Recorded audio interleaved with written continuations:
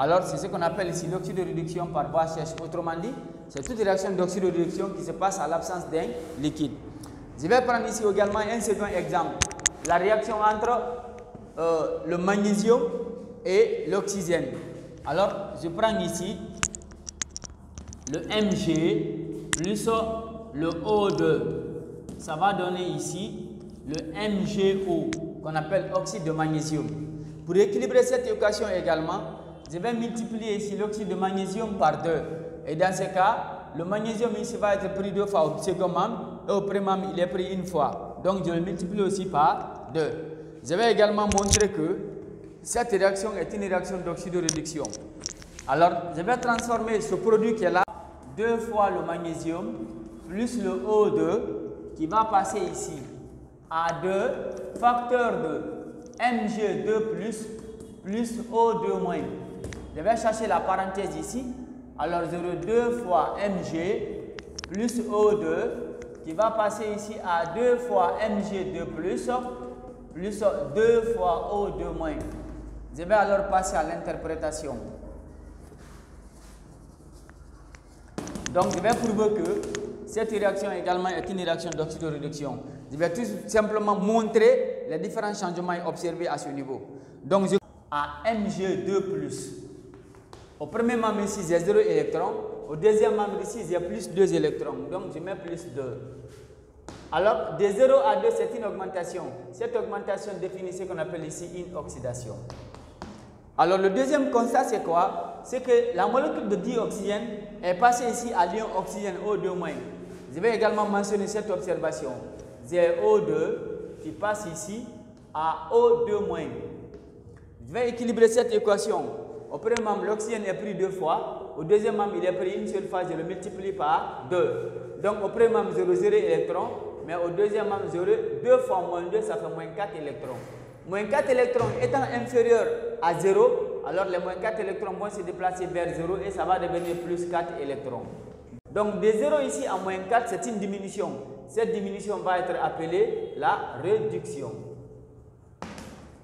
Donc, j'ai montré la demi-équation d'oxydation et la demi-équation de réduction. C'est pour vous dire que cette réaction également est une réaction d'oxydo-réduction.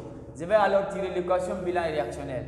Pour tirer l'équation bilan réactionnel ici, il faut obligatoirement que le nombre d'électrons perdus soit égal au nombre d'électrons gagnés.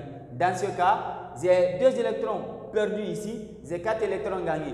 Il me suffit tout simplement de multiplier les 2 électrons perdus par 2 pour avoir ici les 4 électrons. Donc, je multiplie la première équation seulement par 2 et je maintiens la dernière équation intacte.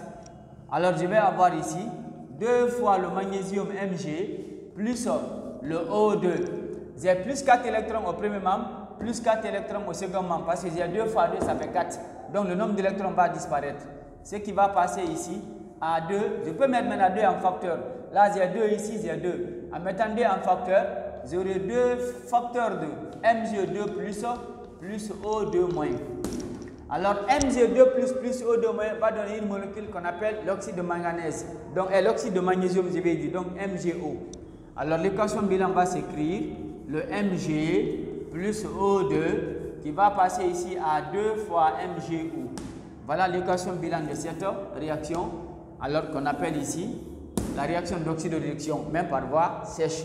Ici, on parle de l'oxyde de réduction par voie sèche parce qu'il n'y a pas un liquide ici. La réaction se passe à l'absence de tout solvant. À la différence de l'oxyde de réduction par solution aqueuse où on utilise un liquide qui joue le rôle de solvant comme l'eau. Donc, on va parler ici de l'oxyde de réduction par électrolyse. On va commencer alors par définir c'est quoi l'électrolyse. Lorsque je prends l'expression électrolyse, on a ici 2 termes. On a électro qui veut dire électron ou lésion et on a lysis qui veut dire décomposition. Donc l'électrolyse par définition, c'est la décomposition d'un composé chimique alors sous l'effet du courant électrique ou bien lié au passage du courant électrique. Donc électrolyse, alors est la décomposition d'un composé chimique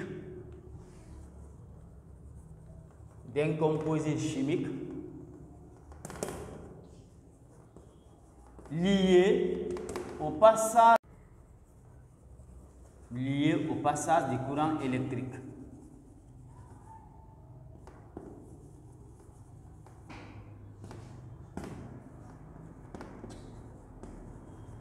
Alors, le corps qui est décomposé, c'est le corps là qu'on appelle électrolyte. Donc, un électrolyte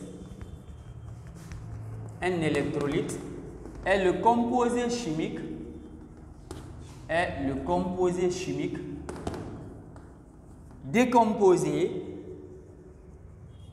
décomposé qui en solution conduit le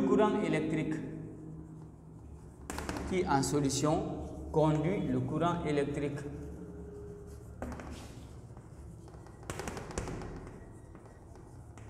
Alors, il y a un appareil, cet appareil-là est appelé un électrolyseur. Donc, un électrolyseur, alors, est un dispositif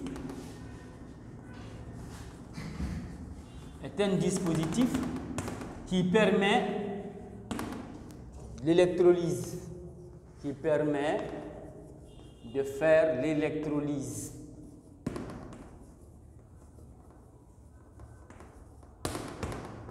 Alors, lorsque nous prenons cet appareil appelé électrolyseur, elle a ses différentes parties. Parmi ces différentes parties, il y a ce qu'on appelle les électrodes. Les électrodes alors comprennent l'anode et la cathode. L'anode plus la cathode. Alors, c'est l'entrée et la sortie du courant. L'entrée et la sortie du courant. Donc, ce sont les bornes. Après, il y a ce qu'on appelle la cuve. Donc, la cuve ici est considérée comme le réservoir de l'électrolyseur. C'est l'endroit où on doit verser la solution électrolytique. Donc, le réservoir de l'électrolyseur. Et après, ces deux électrodes-là doivent être liés par un fil conducteur. Donc, il y a ce qu'on appelle le fil conducteur. Donc, le fil conducteur est là pour la distribution du courant.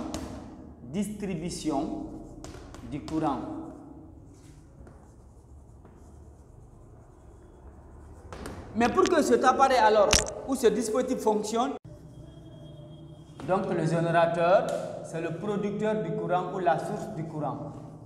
Producteur ou source du courant.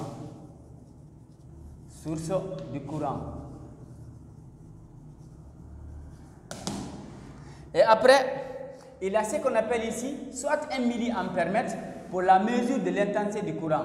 Donc, il y a ce qu'on appelle le milliampère-mètre. Donc, lui, il est là pour la mesure du courant ou de l'intensité du courant. Mesure de l'intensité du courant.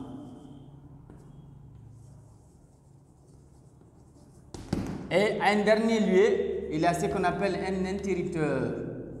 Un interrupteur ici, c'est là pour la mise et l'arrêt du courant. La mise et l'arrêt du dispositif. La mise en marche et l'arrêt du dispositif.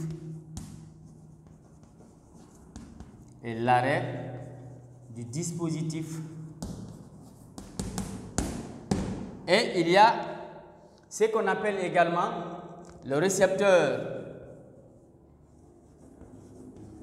Donc, les récepteurs, ce sont des consommateurs du courant.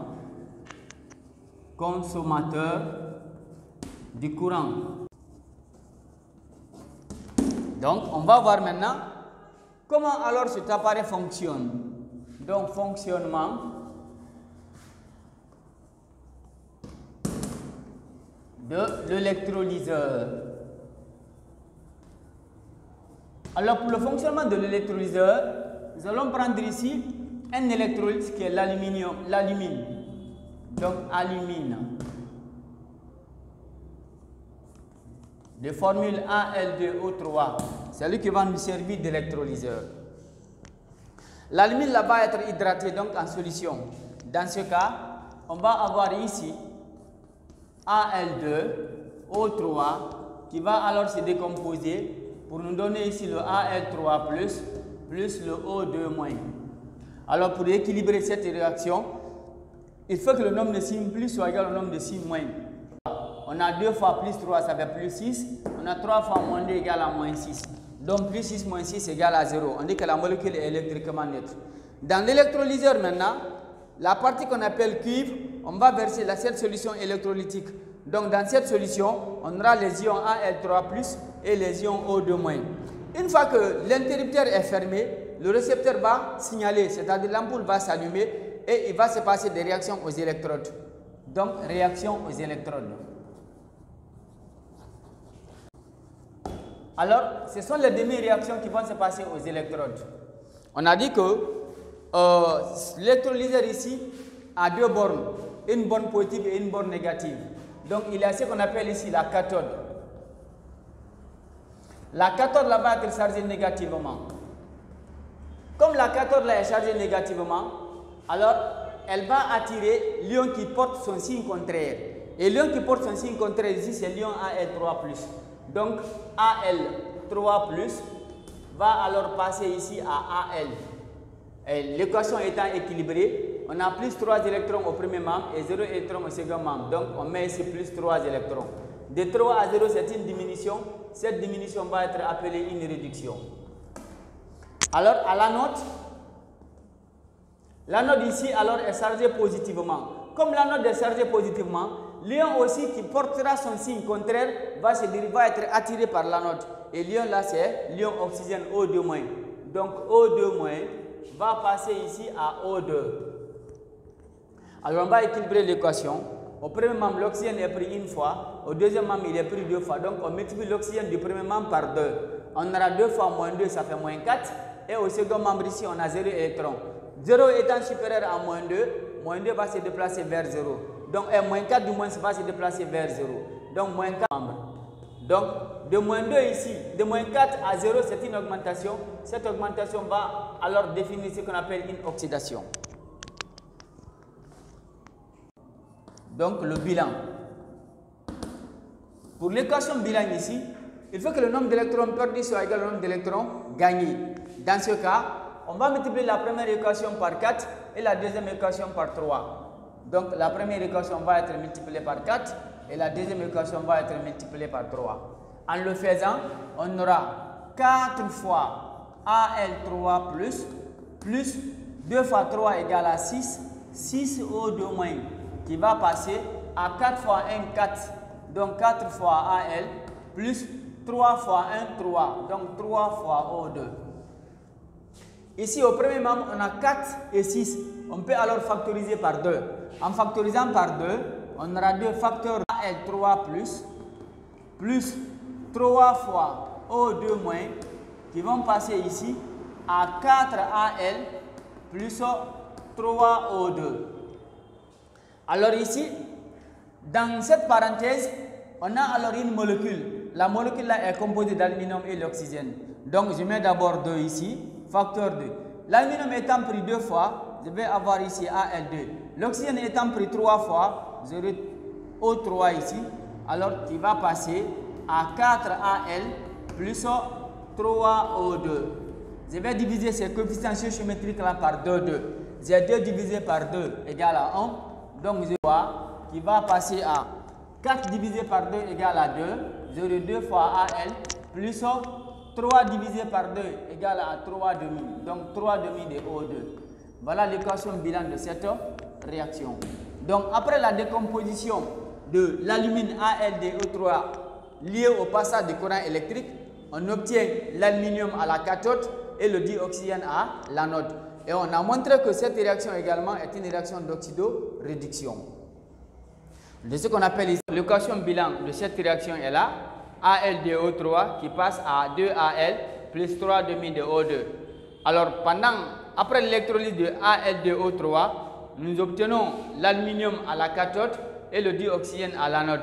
Nous allons alors montrer sur cette réaction le processus d'oxydation, la réduction, l'oxydant et le réducteur.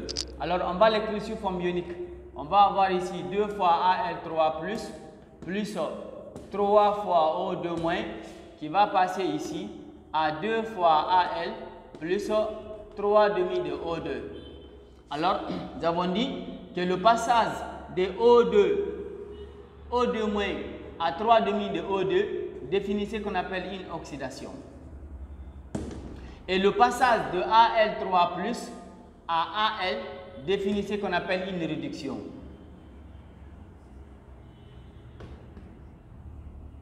Donc, l'aluminium ici devient ce qu'on appelle l'oxydant. L'aluminium devient l'oxydant parce qu'il gagne ici, il récupère ses électrons. Et le réducteur, l'oxygène, l'ion O2- devient ici ce qu'on appelle le réducteur parce qu'il perd ses électrons. Donc, c'est le réducteur. Donc, voilà. Alors, ce qu'on appelle ici l'équation bilan de l'électrolyse de AlDO3. Et nous avons montré que cette réaction est une réaction d'oxydoréduction en montrant les demi-équations d'oxydation et de réduction.